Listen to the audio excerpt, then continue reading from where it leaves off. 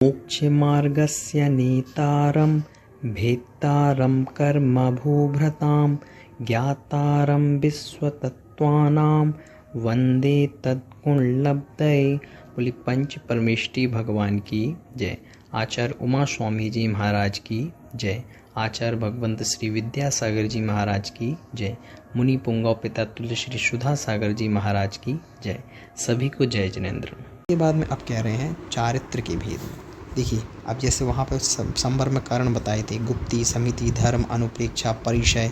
अब चारित्र बचा ना अंतिम कारण, तो चारित्र के भेद भी बता रहे हैं। सामायिक, छेदोपस्थापना, परिहार, विशुद्धि, सूक्ष्म सांप्राय यथा ख्यातमिति चारित्रम। चारित्र कितने प्रकार का? तो 5 प्रकार का। कौन कौन सा? सामायिक, दूसरा छेदोपस्थापना, परिहार, विशुद्धि, सूक्ष्म सांप्राय, यथा ख्यात इति चारित्रम। यानी ये सब क्या है? चारित्र है 5 प्रकार की। देखिए, सामायिक चारित्र किसे कहते हैं? जब मुनिराज समस्त सावध्य का त्याग करके निश्चित समय के लिए ध्यान में बैठ जाते हैं, सामायिक करते हैं, समता भाव रखते हैं। वो सामायिक 6वें गुणस्थान से 9वें गुणस्थान तक के जीवों के होता है। जैसे यहाँ लिखा भी हुआ 6वें गुणस्थान से 9वें गुणस्थान तक। छेदोपस्थापना चारित्र होता है, ये भाई आपको प्रमादवश अगर कोई आप में दोष लग गया हो तो उसका क्या करना? प्रायश्चित करना। ये भी 6वें गुणस्थान से 9वें गुणस्थान तक के जीव का होता है। इसके बाद में कहा परिहार विशुद्धि। परिहार विशुद्धि के लिए विशेष यहाँ पे कंडीशन बताई गई हैं। कह रहे हैं जिस चारित्र में जीव हिंसा का त्याग हो जाने से विशेष विशुद्धि प्राप्त हो जाती है, उसे परिहार विशुद्धि समझना चाहिए। इसके अंदर सूक्ष्म सांप्राय किसे कहा? तो कह रहे हैं जिनका लोभ कषाय बहुत सूक्ष्म हो जाती है, 10वें गुणस्थान वाले, तो इनके होता है सूक्ष्म सांप्राय।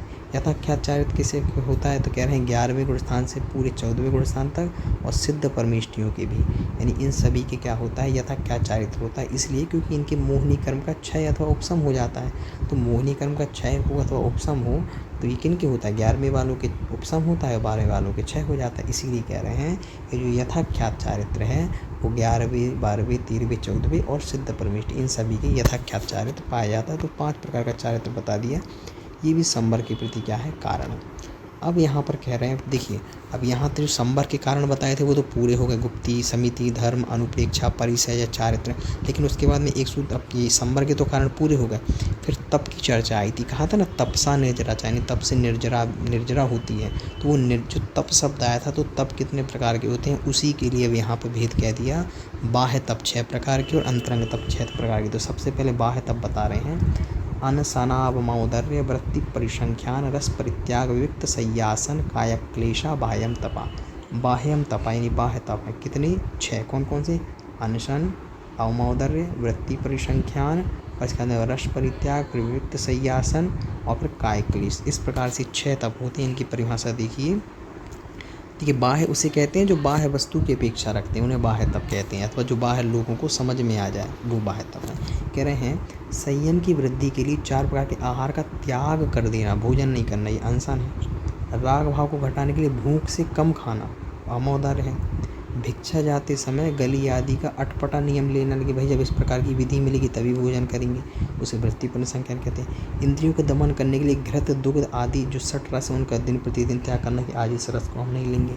इसका अंत विविक्त सय्यासन का मतलब स्वाध्याय या ध्यान आदि की सिद्धि के लिए एकांत स्थान पर जाना, वो विविक्त सय्यासन है।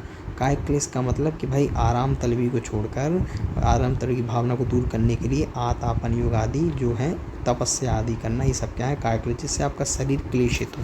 इस प्रकार से 6 बहिरंग तप बता दिए। अंतरंग तप कौन कौन से हैं? तो कह रहे हैं 6 अंतरंग तप हैं। प्रायश्चित, विनय, वैयावृत्त, स्वाध्याय, वित्सर्ग, ध्यानान्युत्तरम। यानी 6 कौन कौन से?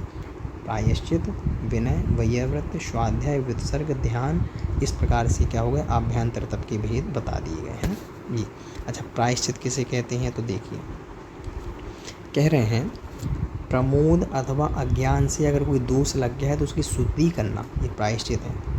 रत्नत्रय व उसके धारकों के प्रति आदर होना आपका, जो आपसे बड़े हों अथवा रत्नत्रय के धारी हों, वो विनय कहते हैं। शरीर व अन्य वस्तुओं से मुनियों की सेवा करना, जो मुनि की सेवा की जाती है उसे वैयावृत्ति कहते हैं। स्वाध्याय, आलस्य का त्याग कर ज्ञान की आराधना करना, स्वाध्याय यानी करना, ग्रंथों को पढ़ना। वित्सर्ग का मतलब होता है बाह्य और आभ्यंतर परिग्रह का त्याग कर देना, ये वित्सर्ग है। परिग्रह का मतलब जो भी बाह्य अंतरंग परिग्रह उनका त्याग कर देना। ध्यान का मतलब चित्त की चंचलता को रोककर किसी एक पदार्थ के चिंतन में लगाना, उसे कहते हैं ध्यान। तो इस प्रकार से ये अंतरंग तप के क्या बता दिए? यहाँ पे भेद बता दिए गए। अब कह रहे हैं देखिए आभ्यंतर तप जो है इन सभी के प्रभेद भी होते हैं। जैसे प्रायश्चित 9 प्रकार का, पहले सूत्र पढ़ लें, नव चतुर्दश पंच द्विभेदा यथा क्रमम प्राग्धान, यानी जो प्रायश्चित है वो 9 प्रकार का होता है, विनय 4 प्रकार का होता है, वैयाव्रत 10 प्रकार की होती है, ठीक है। इसके अलावा स्वाध्याय 5 प्रकार का होता है, वित्सर्ग 2 प्रकार का होता है। तो वो जो पीछे हमने 5 कही थी अंतर, आपके जो अंतरंग रूप से जो ध्यान कहे थे आभ्यंतर, उन्हीं प्रकार जो आभ्यंतर तप है उसी के यहाँ पे क्रम से आपको भेद समझ लेना है। कहा ना यथाक्रमम में नहीं, इन सबको क्रम से लगा लें वहीं पे। और प्राग ध्यानत का मतलब प्राग ध्यानत यानी ध्यान से पहले जितने बनाए हैं, प्रायश्चित, विनय, वैयाव्रत, स्वाध्याय, उन सब के ये यहाँ पे भेद बताए हैं, ध्यान के नहीं बताए, ध्यान का क्रम अभी आगे आएगा ऐसा। अच्छा, अब ये जो उनके प्रभेद बताए हैं 9, 14, 9, 4, 10, उनको भी क्रमशः समझा रहे हैं। तो सबसे पहले प्रायश्चित के भेद यहाँ पर बता रहे हैं, जो 9 भेद कहे हैं। तो कह रहे हैं आलोचना, प्रतिक्रमण, तदुभय, विवेक, व्युत्सर्ग, तपश्चेद, परिहारोपस्थापना। ये प्रायश्चित तप के कितने भेद हैं? तो कह रहे हैं 9। कौन कौन से? तो कह रहे हैं एक है आलोचना, दूसरा प्रतिक्रमण, फिर यानी आलोचना प्रतिक्रमण दोनों को मिला देंगे तो तदुभय बनेगा तीसरा, फिर कहा विवेक, व्युत्सर्ग, तप, इसके बाद में छेद, फिर परिहार और फिर उपस्थापना। इस प्रकार से 9 प्रायश्चित के भेद होते हैं। इनको भी समझ लीजिए कि आलोचना किसे कहते हैं। तो कह रहे हैं गुरु से अपना प्रमाद निवेदन करना, ही गुरु जी हमसे गलती हो गई। प्रतिक्रमण का मतलब जो आपने गलती की उसके प्रति पश्चाताप होना। तदुभय का मतलब आलोचना भी करना, प्रतिक्रमण भी करना, ये दोनों तदुभय कहलाते हैं। विवेक का मतलब सदोष आहार एवं उपकरणों का कुछ नियमित समय के लिए अगर आप त्याग कर देते हैं वो विवेक कहलाता है। व्युत्सर्ग का मतलब होता है कुछ समय के लिए काय उत्सर्ग करना, काय उत्सर्ग मतलब काय से ममत्व को छोड़ देना। तप का मतलब उपवास करना। छेद का मतलब एक दिन, एक पक्ष अथवा महीने आदि के लिए दीक्षा का भंग कर देना गुरु के द्वारा शिष्य के। परिहार का मतलब ये भी प्रायश्चित है। परिहार का मतलब कुछ समय के लिए संघ से पृथक कर देना कि भाई आप हमारे संघ से दूर रहें। उपस्थापन का मतलब पुरानी संपूर्ण दीक्षा का छेदन करके नई दीक्षा देना है, वो उपस्थापन। ये सब गुरु करते हैं। ये क्या है? एक प्रकार से ये प्रायश्चित के 9 भेद हैं। विनय 4 प्रकार की बताई, कौन कौन सी? ज्ञान, दर्शन, चारित्रोपचारा। ज्ञान विनय, दर्शन विनय, चारित्र विनय, उपचार विनय। ज्ञान विनय कैसे कहते हैं? आलस को छोड़कर आदरपूर्वक शास्त्र पढ़ना ज्ञान विनय है। शंकादि दोष नहीं करना जिनेंद्र भगवान पर, ये दर्शन विनय है। चारित्र विनय यानी यानी निर्दोष चर्या का पालन करना चारित्र विनय है, कोई दोष नहीं लगना चाहिए। उपचार विनय का मतलब अपने से बड़ा अगर कोई गुरु वगैरह आ जाए तो उनकी नमस्कार आदि करना, खड़े हो जाना। ये सभी क्या है? विनय 4 प्रकार के। इसके बाद में कह रहे हैं वैयाव्रत।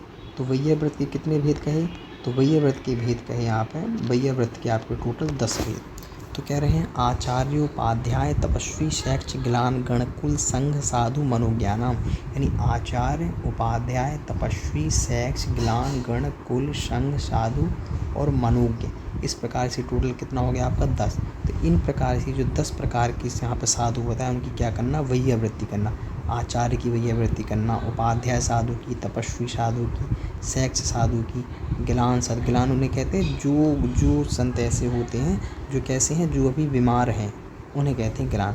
गण, कुल, संघ, साधु और मनोज्ञ, इन सभी प्रकार के जो साधु होते हैं इन सभी क्या करना? वैयावृत्ति 10 प्रकार की कही गई है। इसके बाद में कह रहे हैं स्वाध्याय के 5 भेद कौन कौन से? तो कह रहे हैं वाचना, प्रक्षणानुप्रेक्षामनाय धर्मोपदेशः। यानी वाचना मतलब बोलना। जैसे अभी मैं बोल रहा हूँ, आपको पढ़ा रहा हूँ, तो ये वाचना है। प्रक्षणा का मतलब पूछना, जब आप मुझसे कुछ पूछेंगे तो वह प्रक्षणा, वो भी स्वाध्याय है।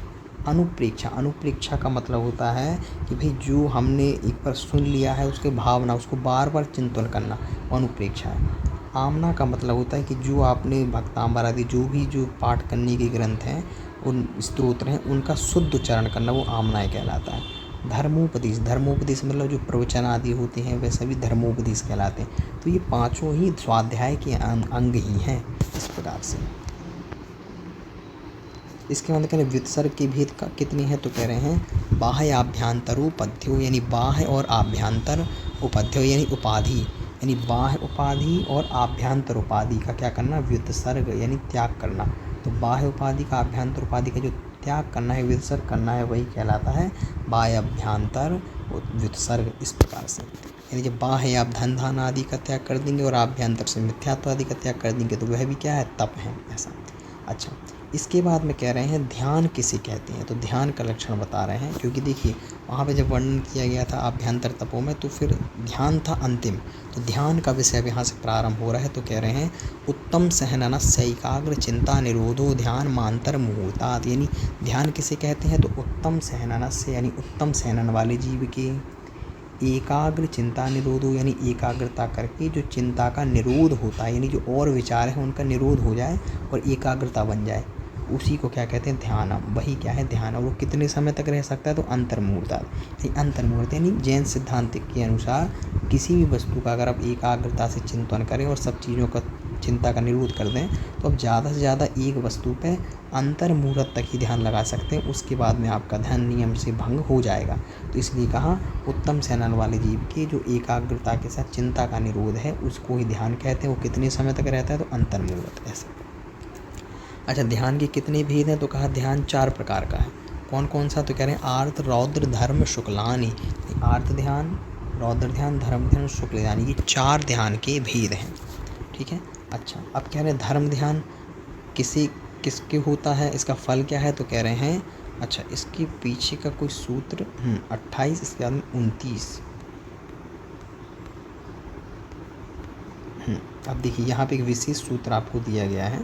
ऐसे 4 ध्यान बताए ना, आर्त रौद्र धर्म और शुक्ल, तो क्या कहा, परे मोक्ष हेतु। परे मोक्ष हेतु यानी जो बाद के 2 ध्यान है वो मोक्ष में हेतु है। जैसे ये धर्म ध्यान और शुक्ल ध्यान ये पर के हैं, बाद के हैं, तो ये दोनों कैसे हैं, मोक्ष हेतु। मोक्ष हेतु मतलब मोक्ष में कारण है, मोक्ष प्राप्त कराने के लिए धर्म ध्यान और शुक्ल ध्यान क्या है, कारण है। इसलिए कह दिया परे मोक्ष हेतु। परे मोक्ष हेतु यानी जो पीछे के 2 ध्यान है धर्म और शुक्ल, ये कैसे हैं, मोक्ष में कारण बनते हैं। अच्छा, अब यहाँ पे कह दिया आर्त ध्यान, रौद्र ध्यान, धर्म ध्यान, शुक्ल ध्यान, ये 4 ध्यान होते हैं। तो आर्त ध्यान भी 4 प्रकार का होता है। तो आर्त ध्यान का सबसे पहला भेद है अनिष्ट का संयोग, तो उसके बारे में बता रहे हैं। पहले अर्थ ध्यान के बारे में, आर्तम मनोज्ञस्य संप्रयोगे तद प्रयोगाय स्मृति शमनवहारा, यानी आर्तम, आर्त ध्यान क्या है, अमनोज्ञस्य, अमनोज्ञस्य यानी जो आपको अच्छा ना लगता हो, संप्रयोगी उसके मिल जाने पर, तद विप्रयोगाय वो दूर कैसे हो, उनका वियोग कैसे हो, इस प्रकार की जो स्मृति का समन्वहारा, समन्वहार यानी बार बार चिंतन करना है, उसी को कहते हैं आर्त ध्यान। कौन सा, अनिष्ट संयोग आर्त ध्यान, यानी कोई आपको चीज़ अच्छी नहीं लगती हो वो आपको प्राप्त हो जाए, उसको दूर करने के लिए जो आपका चिंतन होगा वो होगा अनिष्ट संयोग आर्त ध्यान। इसके अंदर दूसरा जो आर्त ध्यान का भेद है इष्ट वियोग, उसका यहाँ पर लक्षण कह रहे हैं विपरीतम मनोज्ञस्य। मनोज्ञ का मतलब होता है जो अच्छा हो, उसके विपरीत, विपरीत काम हो जाना। जैसे आपको पति पत्नी घर गाड़ी सब अच्छा लगता है, मनोज्ञ है, परंतु इनके विपरीत, हम इसके विपरीत कार्य हो जाए, आपसे दूर हो जाए, तो फिर आपके मन में जो भावनाएं बनेंगी, जो आपका ध्यान होगा वो क्या कहलाएगा, वो आपका इष्ट वियोग आर्त ध्यान कहलाएगा। ये दूसरा आर्त ध्यान का भेद है। तीसरा भेद है वेदनायाश्चा। वेदनायाश्चा मतलब आपको किसी प्रकार की पीड़ा हो रही है, रोग हो गया, तो फिर आपका जो चिंतन चलेगा वो क्या कहलाएगा, वो भी आर्त ध्यान है।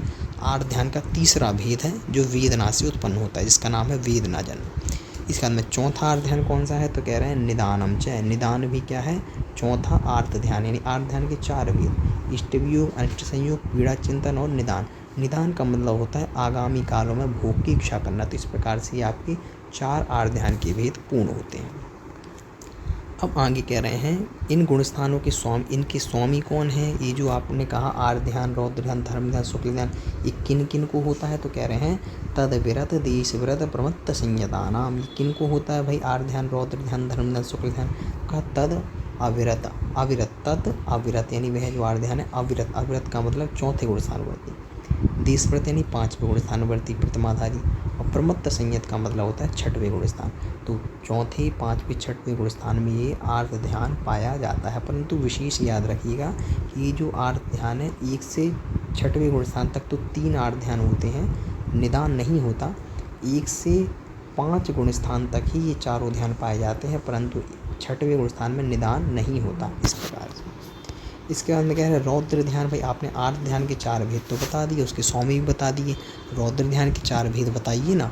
तो कह रहे हैं हिंसा निरतस्तेय विषय संरक्षणेभ्यो रौद्रम विरत देश विरतयो। कह रहे हैं हिंसा करते हुए आनंद मनाना, अनिरत यानी झूठ बोलते समय आनंद मनाना, स्ते यानी चोरी करते समय बिल्कुल मज़ा आना, आनंद मनाना, विषय संरक्षण यानी परिग्रह जोड़ते समय आनंद बना। तो ये 4 प्रकार के रौद्र ध्यान के क्या हो गए, भेद हो गए। इनके स्वामी कौन कौन है, ये किन गुण स्थान वालों को होता है, तो कह रहा है रौद्रम ये अविरत और देश व्रत है। ये किन किन के होता है, अविरत और देश व्रत। जो अविरति जीव हैं, अविरति का मतलब चौथे गुण स्थान वाले, और देश व्रत यानी 5वें गुण स्थान वाले। तो रौद्र ध्यान जो है ये किन को होता है, चौथे और 5वें गुण स्थान वर्ती जीव को होता है। इसके अलावा जो आर्त ध्यान है वो सभी 6 जो आपके तीसरे, चौथे, 5वें, 6वें सभी गुण स्थानों में होता है, परंतु रौद्र ध्यान जो है ये चौथे और 5वें गुण स्थान में पाया जाता है ऐसा। इसके बाद में कह रहे हैं धर्म ध्यान किसे कहते हैं, तो कह रहे हैं आज्ञा पाए विपाक संस्थान विचयाय धर्म्यम। ये 4 प्रकार का धर्म ध्यान है। आज्ञा, दूसरा अपाय, तीसरा विपाक, फिर संस्थान। विचयाय का मतलब होता है विचार करना। ये क्या है, धर्म ध्यान है। यानी आज्ञा का विचार करना, और इसके अंदर अपाय का विचार करना, विपाक का विचार करना, संस्थान का विचार करना। तो किस प्रकार से जिनेंद्र भगवान ने जो कहा है उस बात का जब आप विचार करते हैं तो वो आज्ञा विचय है, जो उन्होंने आज्ञा दी है। अपाय विचय का मतलब जो आपको दुख मिल रहा है उससे हम कैसे छूटें, इस प्रकार का चिंतन करना अपाय विचय धर्म ध्यान है। विपाक का मतलब जो कर्म फल उदय में आ रहे हैं उनके फलों का विचार करना कि कितने दुख देने वाले हैं, ये भी क्या है, धर्म ध्यान होता है। संस्थान विचय का मतलब कि जो 3 लोक हैं इनका चिंतन करना कि क्या, कहाँ पे मनुष्य लोक है, कहाँ पे नरक है, और कैसे कैसे वहाँ पे जीव रहते हैं, कैसा दुख होता है, इस प्रकार के 3 लोकों का वर्णन करना, ये भी धर्म ध्यान है। चौथा संस्थान विचय। इस प्रकार से आपके 4 क्या हो गए आपके धर्म ध्यान के में।